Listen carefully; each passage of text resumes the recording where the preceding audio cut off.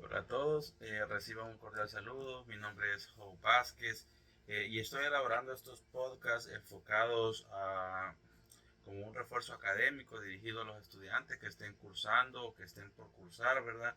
Las materias relacionadas con el derecho civil y sus procesos, ¿verdad? Desde el podcast anterior hemos comenzado a abordar la parte procesal del derecho civil. Y pues si vieron el video recordarán que mencionamos que pueden existir procesos comunes, abreviados y especiales. Citábamos, ¿verdad?, una normativa en la cual pues ya nos abordaba o nos mencionaba estos términos de los procesos comunes, los procesos abreviados y los procesos especiales, pero no entramos a mayor detalle, ¿verdad? Solo nos quedamos nada más con la noción, nada más con los términos que escuchamos, pero no los desarrollamos, ¿verdad? En el podcast anterior no fueron desarrollados, puesto que es a partir de este podcast donde ya vamos a empezar a abordar cada uno de estos procesos que se encuentran regulados en el Código Procesal Civil. Entonces, en este podcast, ¿verdad? Vamos a comenzar con el primero de ellos.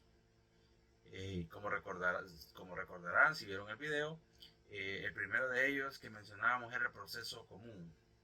Entonces, vamos a abordar este tipo de procesos a continuación. Este podcast eh, lo, se dedicará exclusivamente a abordar todas esas características, todos esos requisitos, todos esos las diferentes etapas que se van suscitando, que se van realizando en un proceso común. Vamos a conocer cuándo podemos optar por un proceso común, cuándo podemos como abogados considerar que podemos acudir a los tribunales mediante el proceso común. Recordemos que los tribunales, que decíamos que uno de los derechos de las personas es acudir a la justicia, pero que y el juez debe de dirigir estos procesos, todas estas pretensiones que nosotros le planteamos. Pero ¿cómo lo va a hacer? Lo va a hacer por uno de los procesos ya legalmente establecidos. Es decir, el juez no puede utilizar un proceso nuevo. En el podcast anterior también abordamos esto de los principios y mencionábamos algunos, ¿verdad? Entonces se va a realizar por medio de uno de los procesos ya establecidos y uno de ellos es el proceso común. Es lo que vamos a empezar a desarrollar en este momento. Pasamos a la siguiente diapositiva. Y pues en este tenemos ya lo que es el proceso común desde su regulación en la normativa salvadoreña. Recordemos que es una de las principales características que tenemos en estos videos, que es llevar de la mano, ¿verdad? Ir retomando, ir citando esa normativa local, esa normativa salvadoreña que regula cada una de las cosas que vamos aquí abordando.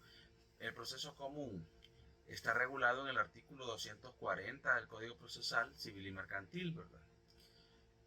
¿Qué podemos decir del proceso común? Que el proceso común es el proceso más completo o con más formalidades que se encuentra regulado en este artículo, ¿verdad? En el 240, y establece que se decidirán por los trámites del proceso común, cualquiera que sea su cuantía, las demandas en materia de competencia desleal en propiedad industrial, propiedad intelectual y publicidad, siempre que no versen exclusivamente sobre reclamaciones de cantidad, en cuyo caso se tramitarán por el procedimiento que les corresponde en función a la cuantía que se reclame. Se decidirán también por el proceso común las demandas cuya cuantía supere los 25.000 colones o su equivalente en dólares de los Estados Unidos y aquellas cuyo interés económico resulta imposible de calcular. Eso es lo que nos dice el artículo. Y pues del artículo se desprenden dos clasificaciones clave, ¿verdad? Primero en cuestión de la materia y segundo en cuestión de la cuantía, que es lo que podemos ver en pantalla. En cuestión de la materia nos dice cualquiera que sea su cuantía, pero si se trata de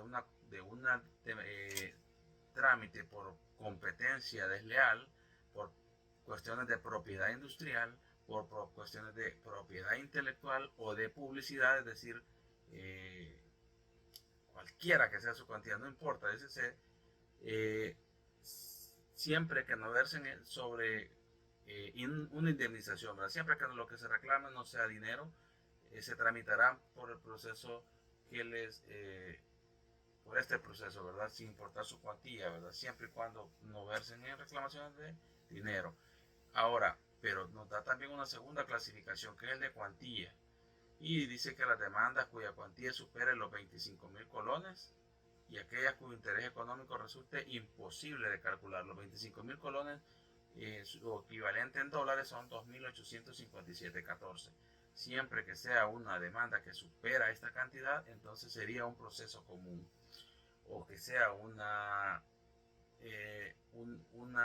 demanda de las materias que ya he mencionado, también sería proceso común, ¿verdad? Ahora bien, pasamos a la siguiente diapositiva y vamos a comenzar desarrollando ya lo que es el proceso común. ¿Qué se va dando del proceso común? Pues primero, en un proceso común vamos a tener lo que son los actos de alegación. Así lo denomina el Código Procesal Civil y Mercantil, y pues en ese sentido lo vamos a ir desarrollando tal como nos aparecen en el código, ¿verdad?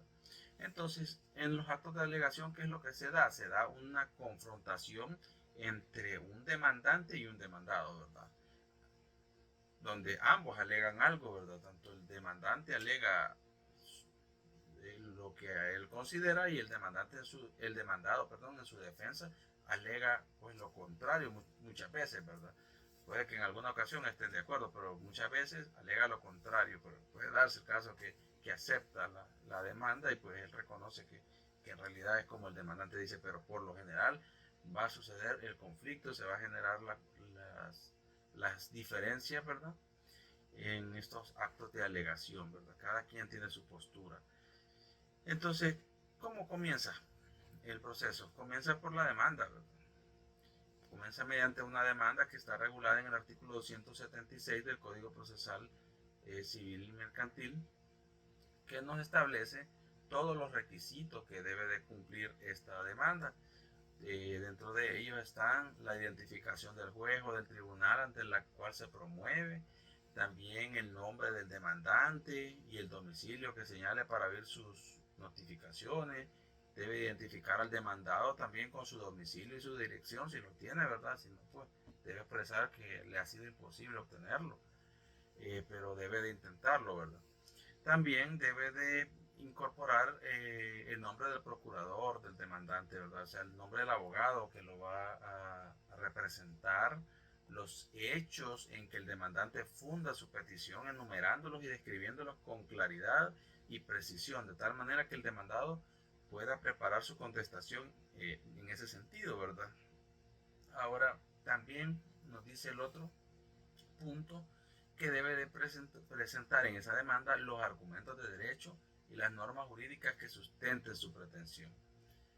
También nos dice que debe de presentar todos los documentos que acrediten el cumplimiento de los presupuestos legales, los que fundamenten la pretensión. ¿Qué es esto? Ya, pues aquí estamos hablando de la prueba, ¿verdad? También debe presentar las peticiones que se formulen, indicándose el valor de lo demandado y el ofrecimiento y la determinación de las pruebas, nos dice por último. Es decir, no solo el demandante no solo va a plantear hechos y pues ahí que el juez resuelva, ¿verdad? No va a poner al juez a que adivine qué es lo que quiere. Él lo debe también plantear su solicitud claramente, ¿verdad? Si bien debe enumerar los hechos de ser posible, dice separando uno de otro, que sea muy claro la parte fáctica, la parte de los hechos, lo que ha sucedido, y luego la parte de su petición, ¿verdad? ¿Qué es lo que él pide? ¿Qué es lo que solicita que el juez haga? Y claro, relacionándolo siempre con la normativa legal, ¿verdad? Entonces tenemos esa parte también, la parte jurídica, ¿verdad? Ahora bien, ¿qué va a suceder cuando el demandante presenta, ¿verdad? Va ante el juez y presenta esta demanda? Pueden darse diferentes situaciones. Primero, pues el juez la va a recibir. Bueno, se la van a recibir en el juzgado, ¿verdad? Pero va a llegar a manos del juez y el juez va a decidir por tres opciones. Por tres opciones. Primero, el juez puede ser que la declara improponible, tal como dice el artículo 277 del Código Procesal Civil y Mercantil, que en este caso nos dice que si presentada la demanda, el juez advierte algún defecto en la pretensión, como decir que su objeto sea ilícito, imposible o absurdo, carezca de competencia objetiva o de grado, o atinente al proceso procesal, evidencie falta de presupuestos materiales o esenciales y otros semejantes, se rechazará la demanda sin necesidad de prevención por ser improponible, debiendo explicar los fundamentos de la decisión, ¿verdad? Entonces el juez puede declarar de entrada, decir esto no procede, y ahí se archiva, ¿verdad? Se le hace saber al demandado que su demanda no procede y se pasa al archivo, ¿verdad? Entonces, este caso pues ya no hay nada más que hacer, ¿verdad? Menos que pues plantee de nuevo su demanda, pero ya con otros hechos, con otra relación, pues ahí tal vez, ¿verdad? Tal vez puede ser que no la planteó bien, pero el juez puede decidir de entrada que una demanda es improponible, pero claro, debe también de justificar por qué razones es improponible. La otra situación que puede darse es la inadmisibilidad. Eso está regulado en el artículo 278 del Código Procesal Civil y Mercantil, que nos dice que si la demanda fuera oscura o incumpliera las formalidades establecidas para su presentación, el juez prevendrá. A esa palabra ya debemos de ir familiarizándonos con ella, porque el juez hace prevenciones. Entonces, ¿qué va a hacer el juez? Prevendrá por una sola vez para que en un plazo no mayor de 5 días se subsanen. Si el demandante no cumple con la prevención, se dará por terminado el proceso declarando inadmisible la demanda. Es decir, no es que lo va a dejar tampoco, ¿verdad? No es que va a dejar al demandado y le va a decir, mire, tiene que corregir esto y esto y esto, y ahí me la trae. No, ¿verdad? El código es bastante específico en esto de los plazos, y pues para el caso de inadmisibilidad, aquí pues ya estamos hablando de defectos que son subsanables, que el juez considera que son situaciones que pues no debe tampoco rechazarse, porque probablemente los hechos, lo que está citando, pues sí tiene coherencia, y sí, pues el juez y logra identificar porque sí tiene trascendencia jurídica, pero sin embargo pues no puede proceder mientras falte, por ejemplo, algún dato, la copia de algún documento, cosas que pues no son esenciales, pero porque sí son necesarias para continuar con el proceso. Entonces, ¿qué hace el juez en este caso? Por ejemplo, el número de teléfono, el demandado, el abogado olvidó poner dónde escuchar, dónde puede haber notificaciones o algo, por ejemplo, ¿verdad? Puede darse pues muchas situaciones, pero son situaciones subsanables, ¿verdad? Donde el juez considera que, si bien que no afecta el objeto de debate, ¿verdad? Lo que se está planteando, si advierte que pues si hay una situación con trascendencia jurídica, ¿verdad? Pero pues que estos aspectos, defectos que tienen, son subsanables, ¿verdad? Entonces le da 5 días y dice el código por una sola vez. Es decir, si luego los trae malos, pues el demandante habrá desaprovechado esta oportunidad. ¿Por qué? Porque el código nos dice que si no lo subsano en estos 5 días lo que el juez me está pidiendo, pues entonces mi demanda, dice, será inadmitida, eh, se declarará improponible ya en este caso, ¿verdad? Ya no puedo continuar con mi demanda. Recordemos que el anterior, la improponibilidad, pues es que se manda al archivo, ahí ya no hay nada que hacer. Ahí el juez ya no le advierte a los abogados que corrijan, sino que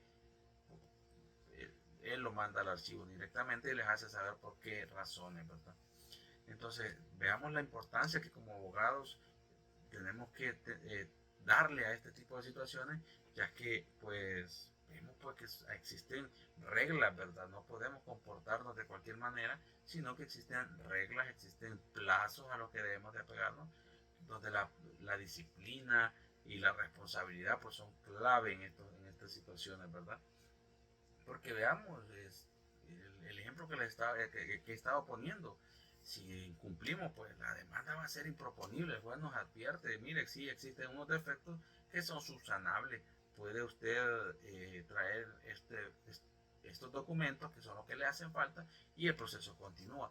Pero ¿qué pasa si se nos olvidó? Teníamos otro compromiso, pasaron los 5 días, a los 7 días nos acordamos y queremos llevar estos documentos? Pues ya nos va a decir, mire, fíjese que ya le pasó su plazo ya terminó, ya no puedo recibirlo, el tiempo se terminó, usted no subsanó su demanda y no tiene una causa justificada por la cual usted no vino, entonces su tiempo se ha terminado. Entonces vemos que en estos casos pues la responsabilidad es bastante importante, pero en el otro escenario donde sí se presentan a tiempo, donde el abogado pues es diligente, lleva todos esos documentos en los cuales se ha subsanado, ¿qué pasa? Pues el juez los recibe, los revisa, ¿verdad? Y comprueba que se ha subsanado esas deficiencias y entonces es donde procede a admitir la demanda. Entonces, ¿qué sucede cuando se genera la admisión de la demanda? Bueno, el artículo 279 nos lo regula. Nos dice que si presentada la demanda o subsanada la pretensión, porque pueden darse los dos escenarios, puede que no haya una pretensión, sino que de un solo el juez la recibe, ¿verdad? Y que pues, es el deber ser, ¿verdad? Sería lo ideal, porque hemos cumplido con todos los requisitos y el juez dice, no, todo está bien, demanda admitida, ¿verdad? Su demanda ha sido admitida y procede de una sola vez, se ahorra pues tiempo, se ahorra mucho pérdida de recursos, ¿verdad? Que se darían en caso de que existan prevenciones, ¿verdad? Entonces pueden darse ambas situaciones. Puede que el juez de entrada, pues en la primera nos dice, sí, la demanda está admitida. Pero puede que nos haga prevenciones y nos dice, mire, subsane. Ahora subsanamos y el juez dice, ahora sí, su demanda está admitida.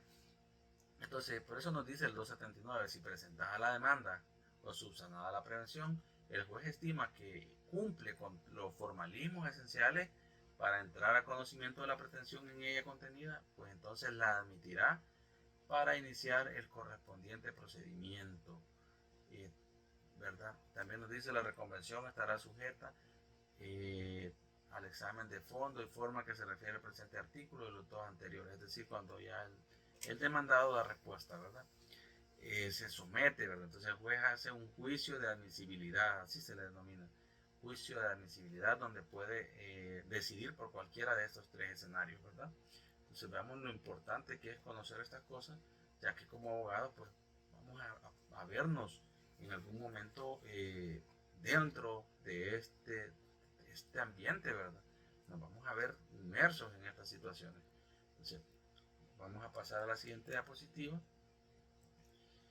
En esta diapositiva, pues ya estamos hablando del demandado, de la parte del demandado. ¿Qué hace el demandado? Bueno, el juez recibe la demanda, le notifica al demandado y qué es lo que debe de hacerse. Recordemos que tiene derecho de defensa, ¿verdad? Lo veíamos cuando abordábamos en el podcast anterior el principio de contradicción, ¿verdad? Entonces, lo que se le hace al demandado es un emplazamiento. Con el demandado se hace un emplazamiento. ¿Y qué es esto del emplazamiento? Bueno, el artículo 283 nos regula qué es el emplazamiento. Aquí ya estamos del otro lado. En el anterior, la demanda, estábamos del lado del demandante, ¿verdad? La persona que va y que presenta la demanda. Aquí estamos del lado del demandado, es decir, la persona sobre quien recae la demanda. Es decir, a quien se le está requiriendo, ¿verdad? De quien el demandado le está requiriendo algo. Entonces, ¿qué es lo primero que se hace con él? Pues se le respeta ese derecho de defensa, ¿verdad? Se emplaza. El artículo 283 nos dice que admitida la demanda se le hará la comunicación de ella al demandado o demandados que existan, ¿verdad? Porque recordemos pueden ser varios. Y se les emplazará para que contesten dentro de los 20 días siguientes. Es decir, el demandado sí tiene el derecho de defensa, pero no es permanente. No va a responder cuando él quiera. No va a venir de aquí a 2 meses y mire, ya sé cómo voy a responder y aquí está la respuesta. No, el juez le da 20 días, nos dice el código, para que respondan. Esto es aplicable, recordemos que estamos en el proceso común. En otros procesos los plazos no son los mismos. Ahorita en el proceso común nos dice se le darán 20 días al demandado para que pueda defenderse, para que pueda responder a esa demanda que se ha planteado en su contra. Entonces, luego, ¿qué es lo que hace el demandado? Bueno, ya recibe, se le emplaza, se da por informado de toda esta situación, se le conceden esos 20 días. Dentro de los 20 días, ¿qué es lo que va a presentar? ¿Qué va a hacer? Va a contestar la demanda. Se da lo que se le denomina en el proceso contestación de la demanda. Eso está regulado en el artículo 284 del Código Procesal Civil y Mercantil, ¿verdad? Siempre la normativa que vamos a estar utilizando en este momento, recordemos que ya entramos a lo que es la parte procesal, y la que regula los procesos civiles y mercantiles exclusivamente es el Código Procesal Civil y Mercantil, ¿verdad? Entonces, si en algún momento se me escapa, solo cito el artículo, pues recordemos, estamos hablando del Código Procesal Civil y Mercantil, ¿verdad?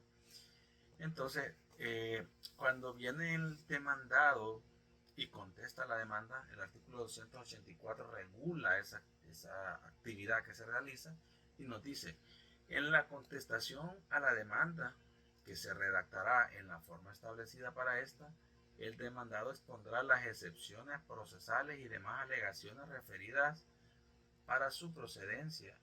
Y nos dice que el demandado podrá manifestar en la contestación su allanamiento a alguna de las pretensiones del demandante, o podrá negar los hechos aducidos por el demandante, exponiendo los fundamentos de su oposición. Es decir, debe de fundarlo, ¿verdad? Debe de existir un fundamento por qué se opone, no solo decir no es cierto por decirlo, ¿verdad? No, debe decir por qué razones a las pretensiones del que demanda, entonces, y alegando las excepciones que considere conveniente, ¿verdad? El juez podrá considerar el silencio de las respuestas evasivas del demandado como una admisión tácita de los hechos que le sean conocidos y perjudiciales. Es decir, veamos lo importante es saber contestar la demanda también, porque recordemos que el demandante plantea hechos, los enumera, le dice la demanda, debe de enumerarlos. Entonces el demandado, al contestar, debe de abordar todos esos hechos. Es decir, si en su contestación olvidó hacer énfasis a uno de esos hechos, olvidó referirse a ese, por ejemplo, los enumeró y son 5 hechos. Vino el demandado y contestó al primero, al segundo, al tercero, pero en el cuarto no contesta. No, se le olvidó. Dijo, después voy a contestar. Siguió redactando su contestación. Continúa con el quinto, pero el cuarto lo dejó y se le olvidó. Olvidó referirse a ese cuarto. Entonces, ¿qué va a pasar? Bueno, pues va a entender como que lo está admitiendo, como que él está de acuerdo, lo acepta. Así nos lo dice la normativa, ¿verdad? Entonces, eso es lo que sucede cuando desconocemos la normativa. Podemos tener desventajas claras en un proceso. Entonces podemos hablar de muchos supuestos, ¿verdad? Como por ejemplo la falta de personalidad del demandado, que está previsto y regulado en el 287, ¿verdad? Pueden existir también muchas situaciones, ¿verdad?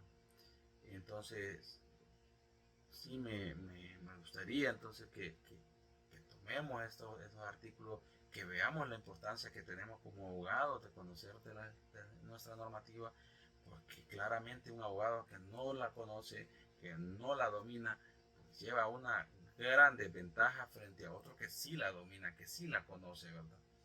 Entonces, esa es la utilidad que estos podcasts pretenden, ¿verdad? Dar a conocer a los estudiantes una base, ¿verdad? Es decir, por cuestiones de tiempo, probablemente, recordemos, el derecho es muy amplio, nunca vamos a terminar de aprender. Recordemos que el derecho también es cambiante, entonces nunca vamos a terminar de aprender.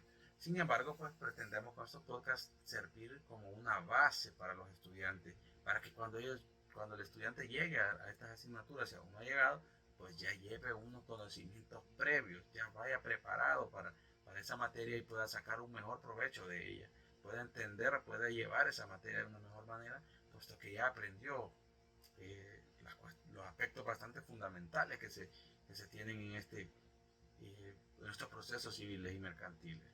Entonces, vamos a pasar a la siguiente diapositiva. Bueno, ahora vamos a continuar con hablando de lo que pues, como abogados nos tiene que apasionar, ¿verdad? Y es pues ya cuando se da la de la audiencia, ¿verdad? El Código Procesal Civil y Mercantil para este tipo de procesos nos regula primero una audiencia preparatoria. ¿En qué consiste esto de la audiencia preparatoria? Bueno, nos dice que primero debe de existir una convocatoria. ¿En dónde está regulado esto? Pues está regulado en el artículo 290 del Código Procesal Civil y Mercantil, ¿verdad? Luego nos dice que nos regula el contenido de la audiencia. Recordemos que vamos a estudiar el código así como lo va planteando, ¿verdad? Las actividades que va planteando. Luego nos regula que existe un contenido de la audiencia en el artículo 292, donde nos dice que primero la convocatoria, ¿qué consiste? Pues, después de haber evacuado todos los trámites correspondientes a delegaciones iniciales, transcurrido todos los plazos sin haberse realizado ningún tipo de, de inconformidades por las partes, el juez, ¿verdad?, dentro de un plazo de 3 días convocará a las partes a una audiencia preparatoria. Así nos dice el artículo 290, que se celebrará en un plazo no mayor de 60 días contado desde la convocatoria. Podemos ver cómo todo tiene un plazo, ¿verdad? Nada acá es de la forma que el juez se le antoja, ¿verdad? El juez ya tiene las reglas del juego. Entonces el juez solo lo que hace es aplicarlas, seguir estas reglas del juego. Porque en ese sentido es como el juez, recordemos que es el que encargado de dirigir todo lo que es el proceso, toda la parte del proceso. Entonces él lo que debe de hacer simplemente, ¿verdad?, es aplicar estas reglas del juego. En cuanto al contenido de la audiencia, el artículo 292 nos menciona que la audiencia preparatoria servirá, dice, y nos da un orden. Primero, para intentar la conciliación de las partes, es decir, en ese momento las partes pueden ponerse de acuerdo y no proseguir, ¿verdad? Recordemos que el proceso puede ser también muy agotador en cuanto a tiempo, en cuanto económicamente para las partes. Puede que las partes digan, miren, mejor no vamos a continuar, pues nos vamos a poner de acuerdo, lo que se está discutiendo pues no es tampoco para continuar, no vale la pena. Entonces las partes en cualquier momento, recordemos, pueden ponerse de acuerdo y ponerle fin al proceso. Para evitar, ¿verdad?, una continuación innecesaria del proceso. Entonces ahí el juez lo va a intentar, ¿verdad? Lo primero, dice, en esta audiencia lo primero que va a hacer es la conciliación. Pero ahora puede darse también que no concilien, ¿verdad? Bueno, si concilian, existe la normativa que lo regula, el artículo 295 y 296. Y nos dice que lo convenido en conciliación o transacción en la audiencia preparatoria, una vez probado u homologado judicialmente, tendrá en su caso la consideración de un título de ejecución, es decir, debe de hacerse valer, ¿verdad?, lo que ahí se pactó. Aunque si no se continuó con el proceso, pues es porque se pusieron de acuerdo. Entonces el juez va a resolver en ese sentido lo que conciliaron, lo que se pusieron de acuerdo, y eso se debe de cumplir. Eso se vuelve un título ejecutivo, nos dice, para las partes. Entonces estos artículos son los que nos regulan en caso de conciliación, pero en caso de que no concilien, también existe normativa, ¿verdad?, que lo regula. Tenemos, por ejemplo, el 297, ¿verdad? Muchas veces se va a dar el caso de que las partes no se van a poner de acuerdo y se van a ir hasta lo último, hasta la última etapa, hasta la última actividad que se realice en un proceso. Esta es una primera audiencia. En este proceso se realiza otra audiencia, se realizan 2 audiencias. Esta es la primera, esta es para intentar preparar el proceso, para detectar cualquier defecto procesal que se venga arrastrando, ¿verdad? No quiero adelantarme porque es el siguiente paso, ¿verdad?, como podrán ver en la pantalla. Entonces, aquí vamos a determinar en esencia cuál es la función que cumple esta audiencia. Entonces, se puede dar el caso de que no concilien. Si no concilian, nos dice el artículo 297 que cuando no han llegado a un acuerdo, o no se muestran dispuestas a concluirlo de inmediato, pues la audiencia continuará, nos dice el artículo. Y si el acuerdo alcanzado fuera parcial, se ordenará lo procedente continuando la audiencia preparatoria. Es decir, puede darse que si concilien, pero solamente parcialmente. Recordemos que en una demanda pueden plantearse muchos hechos, muchas peticiones en consecuencia, ¿verdad? Entonces puede ser que se pongan de acuerdo en alguna y concilien, pero puede ser que en otras no. Entonces por esas que no nos dice el código, continuamos el proceso. Vamos a la siguiente audiencia, nos dice. No. Entonces, no conciliaron, dice. Bueno, el proceso continúa. ¿Qué hace el juez entonces, ya habiendo comprobado que no existirá una conciliación por parte de las partes, para la redundancia? Entonces viene el juez y lo que hace es un examen de los defectos procesales. Eso está regulado en el artículo 298 del Código Procesal Civil y Mercantil. ¿Verdad? Denuncia y examen de defectos, así se le denomina, pues nos dice que la audiencia continuará con el examen de cualquiera de los defectos alegados por las partes, en cuanto que supongan un obstáculo a la válida continuación del proceso y a su finalización, mediante una resolución de fondo, incluidos los referidos al incumplimiento de algún presupuesto procesal relativo a las partes, como por ejemplo la capacidad para ser parte y la capacidad procesal al órgano judicial, como la jurisdicción interna y externa, la competencia objetiva, territorial o de grado que puede tener el juzgado, y el objeto procesal como la litipendencia, la cosa juzgada, la sumisión al arbitraje, el compromiso pendiente y el procedimiento inadecuado. Es decir, pueden existir situaciones, defectos, ¿verdad? Donde pues, en algunos casos van a ser subsanables, de lo que he mencionado, pues algunos pueden que sean subsanables, otros pueden ser que no lo sean. Entonces, por ejemplo, veíamos que la parte de la competencia, ¿verdad?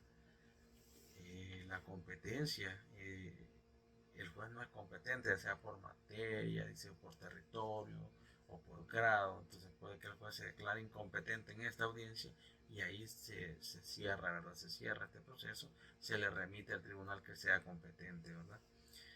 Pero también puede darse, nos dice, algún obstáculo para, por ejemplo, nos menciona la capacidad para ser parte y la capacidad procesal. Puede darse, ¿verdad? Que probablemente estamos dirigiendo erróneamente la pretensión sobre una persona que no es la que debe de cumplir con lo que se le está requiriendo. Recordemos que veíamos que una de las características del derecho civil es que existen derechos personales, ¿verdad? Y distinguíamos entre derechos personales y derechos reales. Los derechos personales van hacia una persona en concreta, es decir, si vamos a reclamarle algo, es a una persona en concreta, no al papá, no al hijo, no al tío, aunque sea un pariente cercano, no podemos ir contra esa persona si lo que tenemos es un derecho real contra otra persona, contra una persona en concreto, ¿verdad? No podemos ir contra su familia solo porque el demandante quiere recuperar, ¿verdad? O quiere que se le cumpla como sea, no, ¿verdad? Se debe de también considerar eso, que no puede demandar a quien no es. Es decir, no puede ser que esté demandando al que no tiene la obligación, ¿verdad? O que quien la exige tampoco tiene el derecho, ¿verdad? Puede darse también. Pero bien, en este examen de defectos, el juez puede también advertir que existen unos subsanables y unos insubsanables. Si son subsanables, pues solo se presenta y se resuelve, ¿verdad? De nuevo, quien tenga que presentar los documentos los presenta y pues se subsanan, ¿verdad? Pero si son insubsanables, pues en este caso el artículo 299 del Código Procesal Civil y Mercantil nos dice que cuando el defecto examinado y apreciado por el juez resulta del todo insubsanable, se rechazará la demanda por improponible, ¿verdad? Porque aquí estamos en otra etapa, pero todavía el juez puede declararla improponible, ¿verdad? Es decir, ya pasó al juicio de admisión, pero ahora el juez lo advierte, lo detecta, por eso se llama audiencia preparatoria, porque está preparando el proceso, ¿verdad? para que continúe. Entonces aquí puede declararlo improponible. Y en ese sentido, no, ahí terminaría, ¿verdad? Ahí terminaría el proceso. De lo contrario, pues pasa, ¿verdad? A la siguiente. Igual nosotros pasamos a la siguiente diapositiva, ¿verdad? Y aquí tenemos la audiencia probatoria. Antes de esto se da lo que es la actividad probatoria. Así lo denomina el código, pero nosotros vamos a omitir esto de la actividad probatoria, puesto que ya hablamos en podcasts anteriores, ya dedicamos un podcast completo a hablar de lo que es la prueba en las obligaciones y abordamos diferentes situaciones, ¿verdad? Y diferentes aspectos relacionados con lo que es la prueba, ¿verdad? Entonces por eso no vamos a abordar en este momento el tema de la actividad probatoria, o sea, la actividad probatoria, sí, la audiencia. Ahora aquí ya tenemos la prueba, es decir, vamos a obviar, porque ya lo hicimos en el podcast anterior, todo esto de la actividad, de cómo se regula, lo que se puede representar, de qué es la prueba, porque ya lo determinamos, ¿verdad? En el podcast anterior. Entonces, aquí, cuando ya se presentó toda la prueba, estamos en audiencia probatoria, nos lo regula el artículo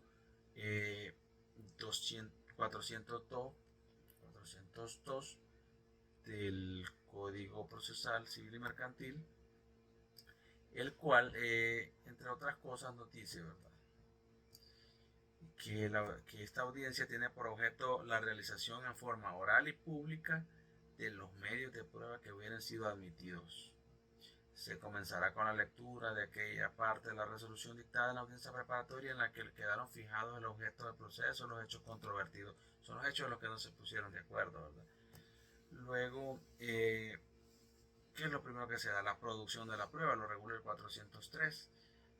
¿Qué es esto? Bueno, dice, salvo las pruebas se producirán en audiencia, salvo las excepciones de este código, en cuyo caso se adoptarán las medidas necesarias para su adecuada documentación. Es decir, ahí donde se le va a presentar al juez las pruebas, en ese momento es el momento oportuno para, de una forma oral, ante el juez, ante la contraparte, puede expresar, puede presentar, es decir, sí presentó un documento, pero ahí lo puede explicar, es decir, traigo un testigo, pues ahí lo voy a interrogar. Hemos solicitado un peritaje, pues ahí lo puedo interrogar al perito, aparte de citar el informe o lo que el perito haya realizado, pues ahí lo vamos a hacer oralmente, ahí se va a producir la prueba en ese momento. La comparecencia de las partes, lo dice el artículo 405, dice las partes deberán comparecer a la audiencia, es decir, a esa audiencia probatoria deben llegar las partes, y cuando dejaran de concurrir ambas partes, el juez pondrá fin al proceso sin más trámite, dice. Si asistiere solo una de ellas, se procederá a la celebración de ellas. Y si se hubiere propuesto en su declaración, se tendrán por cierto los hechos a que se refiere el interrogatorio. Es decir, si una de las partes se propone como interrogatorio, que lo interroguen a él mismo, entonces todo lo que diga se va a tener por hecho, puesto que no hay una contraparte, no llegó el otro, entonces todo lo que diga, pues no hay quien lo discuta, entonces se da por admitido. Pero en el caso que sí existen y se interrogan testigos, pues también existen las objeciones. El último que vemos en el 407, 408 y 409 nos regula todo esto de las objeciones. ¿Qué son las objeciones?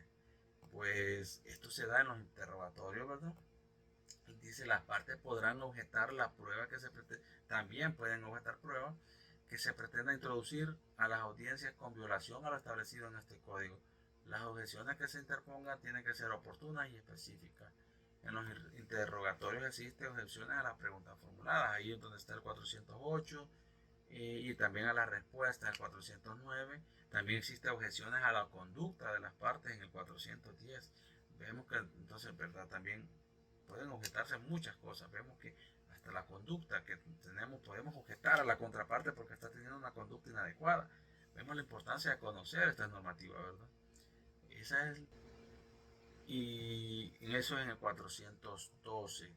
El contenido y forma de los alegatos finales los encontramos regulados en el artículo 412 y entre ellos tenemos que se expondrán en forma oral para fijar, concretar y ajustar definitivamente tanto los hechos alegados como la pretensión. estos deben de ser relatados en forma clara y ordenada, ¿verdad? Existe un requisito también para esto de los alegatos, ¿no? Dice este artículo que terminados los alegatos finales, el juez levantará la sesión y la dará por concluida la audiencia probatoria. Desde ese momento comenzará a correr el plazo para dictar la sentencia. Entonces, vemos qué importante es entonces, como abogados, dominar esta normativa, puesto que llevamos mucha ventaja si sabemos todos los derechos, si sabemos todas las reglas del proceso. No nos lo pueden, si no, pues la contraparte en un proceso pues tendrá clara ventaja, ¿verdad? Tendrá una clara ventaja a la hora de que se genere un debate en un proceso judicial. Tendrá una clara ventaja porque por el desconocimiento de la normativa de la otra parte, y eso pues los abogados, el otro abogado lo aprovecharía, ¿verdad? Sin duda. Ahora vamos a pasar con la siguiente diapositiva, la cual nos habla de la valoración de la prueba. Ahora el juez ya tuvo la prueba, ahora la valora, nos lo regula el 416. Nos dice dice el juez o tribunal deberá valorar la prueba en su conjunto conforme a las reglas de la sana crítica. No obstante lo anterior, en la prueba documental se estará dispuesto al valor tasado. Ahí nos hablan de dos tipos de valoraciones. Un valor tasado, que es cuando la normativa ya nos dice, nos especifica en qué momento la prueba, por ejemplo, el artículo 341, que habla del valor probatorio de los instrumentos, establece que los instrumentos públicos constituirán prueba fehaciente. En ese momento, entonces, ¿qué nos está diciendo? No hay margen de duda, señor juez. Eso, ya el valor está tasado, ya él nos dice, tienen valor de una prueba fehaciente, no hay duda de ello. Entonces ya el juez ahí no tiene nada que valorar, porque lo debe de aceptar por válido, ¿verdad? Pero existen otras situaciones en donde no se refiere a eso, donde pues el juez lo hará por medio de la sana crítica, es decir, él le va a dar la prueba que le fue presentada. Luego de eso pues se procede con la sentencia. En el artículo 417 nos lo regula, que es la última etapa del proceso, ¿verdad? Donde el juez debe resolver. Recordemos que existe un principio que establece la obligatoriedad del juez, que debe resolver, pero no puede abstenerse, no puede quedarse callado. Por más difícil que sea el caso, él debe de resolver. Entonces, en el artículo 417 establece que después de los alegatos finales, el juez o tribunal deberá dictar el fallo de la sentencia y una sucinta motivación de la misma bajo pena de nulidad. Bueno, por cuestiones de tiempo, vamos a llegar hasta acá con este podcast. Hemos concluido, hemos citado aspectos fundamentales del derecho del proceso común. Y pues los invito a que cualquier duda que tengan pueden dejarlas en los comentarios, ¿verdad? Pues si yo veo los comentarios en cualquier momento, pues yo estaré encantado de responder, para que pues podamos apoyarnos a aprender más, ¿verdad? Aprender más. De eso se trata estos podcasts, que sirvan como una herramienta de aprendizaje para estudiantes, ¿verdad? Entonces, hasta aquí quedamos con este podcast. Los invito a que vean el siguiente video. Seguiremos abordando los procesos judiciales que se dan en el derecho civil y mercantil. Muchas gracias por haber visto el video.